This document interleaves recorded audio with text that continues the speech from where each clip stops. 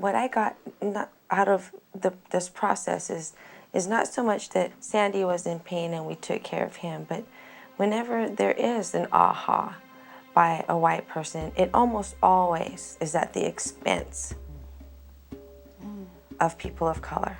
Almost always. They're having to share things that white people don't have to share in order to be understood. That it's at the expense of my personal stories and at the expense of my pain that white people get to get it. And that's what I felt yesterday. I'm really glad it came up because I'm tired of it. Recently I read an article, I read Indian Country Today, and there was an article in there about a basketball team of Indian girls that were 8 to 10 years old. And they made it to the semifinals and they beat this team who was from out of their community who was white.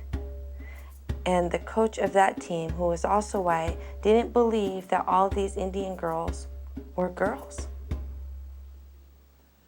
And so what they did is, before these girls could play in the final game, is they took them in a bathroom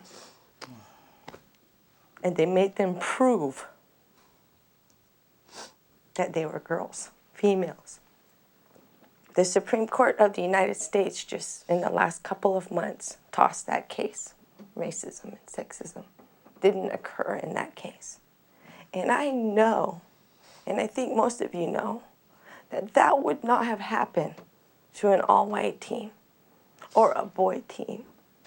And all I could think about when I was reading that is that the only way that they're going to be able to justify their disbelief or their conflict with what they're being taught is to maybe have to tell that story.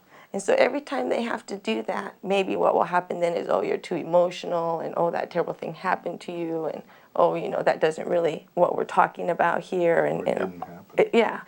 So they'll be able to finally explain, and somebody will finally get it after they have to go through that pain of telling that story. So I'd like us to just take a moment, just don't look away, but I'd like you to look at Debbie. Don't look away.